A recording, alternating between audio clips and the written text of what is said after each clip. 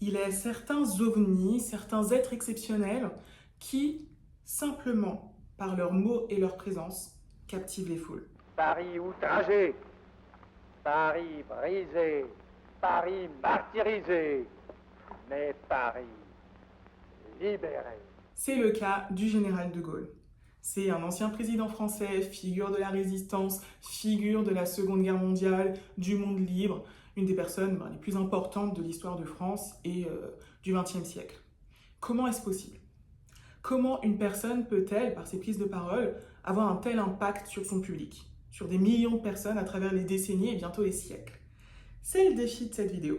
Parce que dans cette vidéo, grâce à l'analyse, à l'étude de cas d'une prise de parole du général de Gaulle, eh bien, je vais te donner des conseils, là, d'un des plus grands orateurs de l'histoire, pour que toi aussi, tu puisses apprendre à gagner en impact au quotidien. Et oui, l'impact, ce n'est pas réservé qu'aux grands hommes, aux grandes femmes de l'histoire, c'est pour tout le monde, si on comprend les enjeux et qu'on arrive à appliquer les bonnes techniques.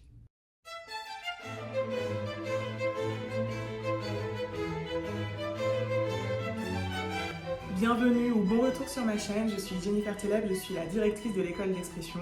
C'est l'école des ambitieux francophones qui veulent bien s'exprimer à l'oral et à l'écrit. Parce que nous formons ces personnes-là et on a la conviction que bien s'exprimer, c'est la clé pour prendre sa juste place dans la société, pour s'épanouir dans sa relation à soi et aux autres et réussir au travail. Alors si tu veux commencer et faire un premier pas dans ta vie d'étudiant pour mieux t'exprimer dans ton apprentissage, rejoins notre masterclass gratuite. Pour t'inscrire, c'est juste en dessous de cette vidéo, dans la barre d'infos. Et cette masterclass qui t'enseignera la technique secrète pour gagner en aisance, surtout si tu cherches tes mots, elle t'aidera très grandement. Alors, commençons par notre général avec un petit avertissement une phrase.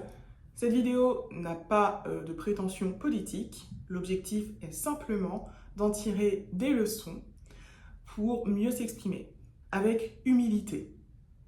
Elle n'a aucune vocation exhaustive ou quoi que ce soit. Voilà, c'est juste mon avis à cet instant T sur une prise de parole du général de Gaulle. Je ne suis pas amie avec le général de Gaulle, je ne suis pas fan du général de Gaulle, je ne déteste pas non plus le général de Gaulle. Parenthèse fermée, on y va tout de suite. Et l'extrait que j'ai choisi, c'est un extrait qui n'est peut-être pas le plus connu, mais une prise de parole lors d'une interview qui comprend une phrase qui résonne encore aujourd'hui dans l'esprit des personnes qui apprécient le général de Gaulle. Une certaine idée de la France. Et on va commencer tout de suite. En tout cas, pour vous remettre le contexte, très simplement, c'est lors d'un entretien et c'est pendant l'entre-deux tours de l'élection présidentielle en 1965. On est parti. Écoutons le général. Vous me parlez de l'idée que je me fais de la France. Ce n'est pas un sujet nouveau. Il est tout à fait vrai, je dirais que c'est ma raison d'être. Il est tout à fait vrai que depuis toujours et aujourd'hui, je me fais en effet de la France une certaine idée. Je veux dire par là qu'à... Commençons déjà par ces premières phrases. Alors, je vais d'abord analyser le discours, parce qu'il y a plein de leçons que vous pouvez déjà en tirer. L'utilisation du jeu. On a un homme qui pense par lui-même et qui partage ses convictions. Et ce que les gens retiennent du général de Gaulle, c'est surtout ses convictions et en plus comment il les a incarnées dans sa vie politique. Donc si vous voulez gagner en impact, ayez des convictions. Vous savez, il y a eu plus de 700 élèves à ce jour à l'école d'expression. J'en vois passer des personnes qui parlent comme si elles étaient en train de réciter la météo. Comme si ce qu'elles disaient n'avait aucune importance pour elles. Si vous êtes aussi détaché émotionnellement de ce dont vous parlez, comment voulez-vous influencer les autres? Comment voulez-vous développer une force de conviction? Donc la première étape, et peut-être que ça vous étonne, mais c'est d'avoir des convictions. Qu'est-ce que vous pensez? Qu'est-ce qui est important pour vous?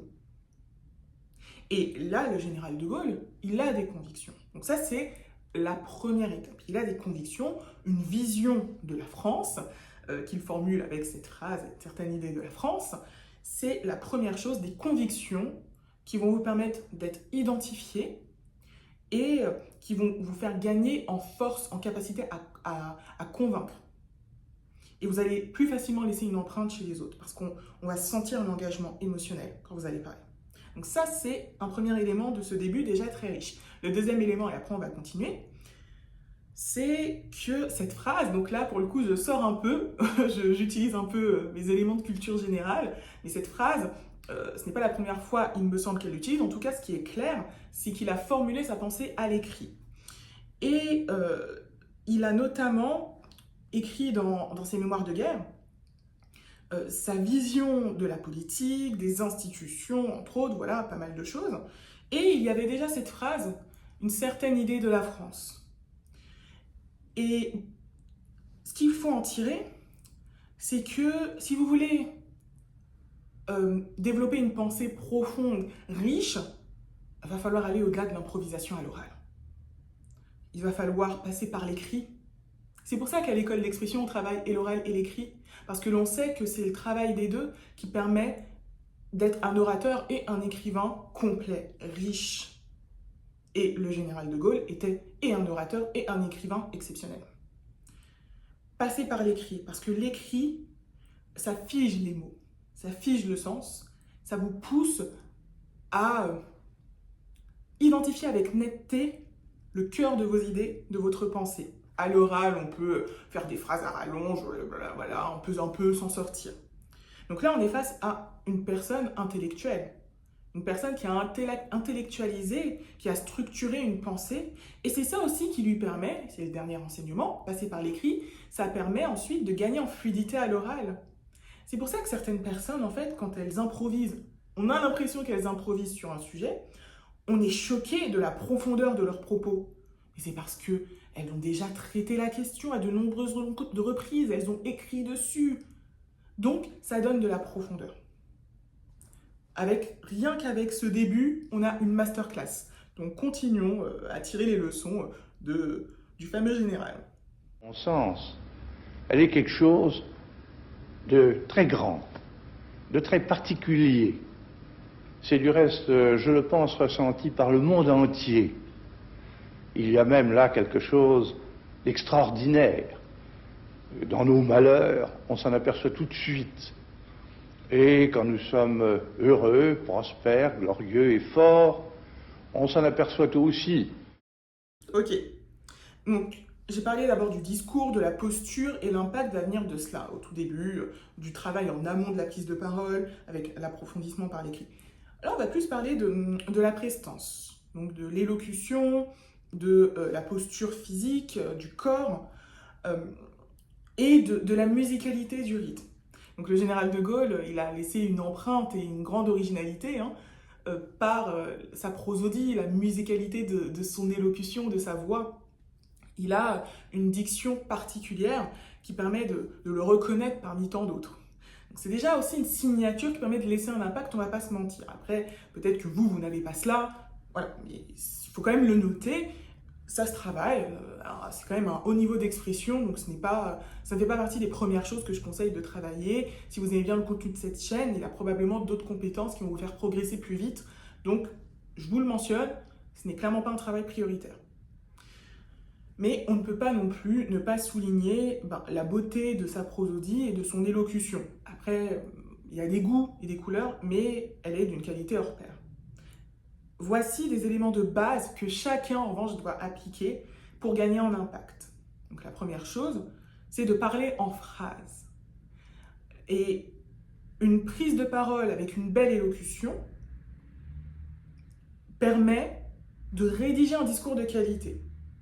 Donc si, quand vous parlez, on ne peut pas rédiger un discours qui va donner un texte de qualité avec des phrases, en identifiant facilement le début des phrases, la fin des phrases, la ponctuation, les virgules, etc., cela signifie que vous devez améliorer votre prosodie. Sachant qu'il y a des cadres plus familiers, des cadres plus formels, et qu'en fonction de cela, vous pouvez relâcher votre élocution. Sur YouTube, j'ai un ton qui est quand même conversationnel, avec une tendance de familiarité. Je ne suis pas dans un ton ultra formel, je mets la parenthèse. Bref. Donc, on a déjà cette qualité d'élocution qui permet de prendre le temps pour dérouler son propos. Voyez aussi, en lien avec ça, deuxième élément, son corps. Comment il est ancré dans... Voilà, il est ancré au sol. Il a une présence qui est aussi verticale. Ses racines en termes de pieds, d'assises sont claires. Et pour beaucoup, et il accepte aussi de prendre de l'espace. Non, il prend de l'espace. Et ça crée une qualité de présence dans l'aisance de la posture physique qui est à l'aise dans son ancrage. Le regard, hein, après c'est une interview, donc il ne balade pas, voilà, il ne regarde pas une audience, mais voilà, un public assez restreint.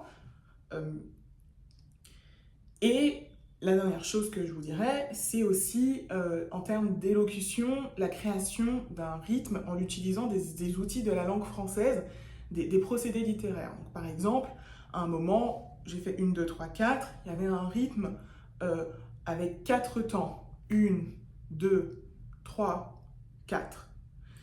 Je vais vous en créer un pour vous voyez. Donc le général de Gaulle, dans cet extrait, il est à la fois impétueux, éloquent, assuré, brillant. Je vous donne des mots bidons. Donc, vous voyez que l'enchaînement en fait de mots ou de bouts de phrases avec un rythme, cela crée une musicalité, cela permet d'insister sur ce que l'on est en train de dire. C'est très puissant. Donc, on voit qu'en plus de maîtriser les outils d'éloquence, on va dire d'oratoire plus communs aujourd'hui qu'on peut connaître, il maîtrise aussi les outils littéraires. C'est un homme lettré. Et c'est ce qui se perd aujourd'hui. C'est ce qui se perd aujourd'hui quand on parle beaucoup de prise de parole, etc. Version grand public, je ne parle pas de l'oratoire traditionnel. On oublie ce rapport à la langue. Parce qu'il est vrai que ce rapport à la langue est un peu élitiste. Tout le monde n'a pas eu la chance d'évoluer dans un milieu ou de faire les études qui permettent de développer un haut niveau linguistique. Donc c'est notamment pour ça qu'à l'école d'expression, on enseigne ce niveau-là. Et ça demande des mois de travail, mais ça se développe pour les gens qui ont l'ambition de le faire. Et malheureusement, ces outils-là permettent de gagner en impact parce que les mots prennent une autre mesure en fait. Les mots ne sont pas juste là pour transmettre un message avec efficacité, ils véhiculent aussi des émotions. Ils permettent de créer des effets de répétition, des émotions diverses, d'insister, critiquer, se moquer. Rien qu'avec l'utilisation des mots avec un côté un peu littéraire, on peut créer un impact. Donc, c'est un élément qui est plus avancé, qu'on travaille par exemple nous dans notre programme Éloquence naturelle, qui est réservé uniquement aux élèves qui ont déjà suivi notre programme Aisance. On travaille cela, mais c'est un niveau qui demande déjà d'avoir des bases solides en matière de structuration intellectuelle, parler en phrases, transmettre un message qui est clair et compréhensible, et ça c'est le cœur du travail pour tous. On continue. Dans la mesure où les gens nous regardent avec envie. C'est vrai, la France est une chose, à mes yeux, très considérable, très valable. Et elle doit avoir dans le monde, quel qu'il soit, à toute époque, naturellement d'après les circonstances, elle doit avoir un rôle à elle. Il faut que... Donc là, je pourrais encore parler de sa posture, de sa présence, à la fois un ton assuré, parce qu'il affirme ses convictions, et il se laisse prendre aussi par l'émotion que l'idée de la France en fait crée en lui, donc peut-être du bonheur ou quoi, parce que son visage s'illumine. Voilà. Donc ça c'est intéressant, ça veut dire qu'il est habité par ce qu'il dit. Donc on doit sentir quand vous parlez aussi que ce que vous dites a un impact sur vous. Parce que si vous parlez comme ça tout le temps, voilà. Un autre sujet, donc animer le visage aussi. Et un autre sujet, là, c'est en lien avec son discours et comment il traite la France dans son discours. Donc c'est intéressant parce qu'à la fois, d'un côté, il qualifie la France de chose, c'est une chose, et voilà, lui attribue plusieurs adjectifs, qualificatifs. Ça crée aussi une certaine litanie d'adjectifs qui sont mélioratifs. Donc ça, c'est un élément important dans votre discours. Qualifiez ce dont vous parlez. Si vous critiquez un projet, ce projet est désastreux, est catastrophique, est inutile, ou ce projet, si vous voulez le défendre, il est indispensable, il est merveilleux, il est fabuleux. Voilà, je propose des mots, à vous de choisir en fonction du contexte. Donc, pour créer de l'impact, qualifiez ce dont vous parlez. Utilisez vraiment des adjectifs qualificatifs, comme le général. Donc ça, c'est un élément très important, parce que beaucoup d'entre vous, quand vous parlez, vous avez une vision assez limitée de la langue française, et vous n'utilisez pas l'ensemble des mots que la langue française vous offre. Et ce n'est pas une question d'enrichir ce vocabulaire avec l'intention d'apprendre de nouveaux mots, c'est d'utiliser les mots que vous connaissez déjà. Parce qu'à l'école d'expression, on s'adresse aux adultes francophones qui parlent couramment français. Donc ça, c'est un élément. Et d'un autre côté, il y a une certaine personnification de la France. Donc ça, c'est encore un procédé littéraire. C'est-à-dire que la France a un rôle à jouer. Comme si c'était une entité, une personne qui peut agir, qui a les traits d'une personne, d'un humain, qui peut agir, qui a sa propre identité, qui a sa propre capacité d'action. C'est intéressant. Voilà, il y a une relation entre l'amant général de Gaulle, qui parle clairement de la France, l'amante, voilà, presque un aspect un peu poétique finalement, poétique. Je ne sais pas si de Gaulle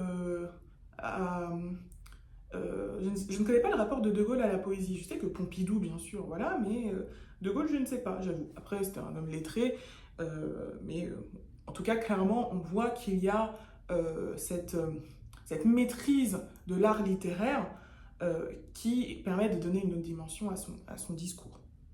Il faut que la France joue son rôle, c'est exact.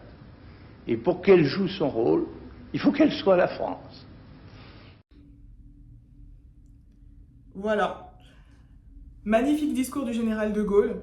Ce que vous devez en tirer, c'est conviction. Partagez vos valeurs, partagez vos idées, laissez-vous émouvoir par ce que ces valeurs, ces convictions créent en vous en parlant. Ça va créer de l'impact ça va créer un impact et ça va permettre d'influencer votre public et aussi de l'engager, de le captiver. Au-delà de ça, votre posture, travaillez votre posture, votre ancrage. Prenez place dans dans votre fauteuil, sur votre chaise, ou si vous êtes debout, sur vos pieds. Développez cette détente et cette présence. L'élocution, parler en phrases et créer des rythmes pour créer de la musicalité. Commencez vos phrases avec dynamisme, puis elles se terminent par une intonation descendante, suivie d'un silence. Je ne l'ai pas dit, mais c'est indispensable, il le fait parfaitement bien. Et aussi, si vous avez ce niveau plus élevé, voilà, vous pouvez utiliser des effets pour qualifier ce dont vous parlez. Déjà, des adjectifs qualificatifs, c'est à la portée de tous. Et on a des vidéos, notamment des vidéos courtes aussi, qui a pour objectif de développer cet usage des adjectifs, plutôt que de dire c'est bien, il y a peut-être d'autres éléments à partager, d'autres mots à utiliser. Voilà, si vous avez une connaissance un peu plus avancée de la langue, utilisez des procédés comme la personnification. Cela peut donner une autre aura à votre discours, une aura quasi poétique. Et la poésie, on le sait que ancestralement, elle a un grand pouvoir d'impact sur notre psyché à chacun. J'espère que vous avez pris plein de notes parce que si vous appliquez même ne serait-ce qu'une, deux ou trois déjà techniques de cette vidéo lors de votre prochain discours, vous aurez un impact plus puissant. J'espère que vous allez le faire. Et moi, je vous dis à la prochaine vidéo. Salut!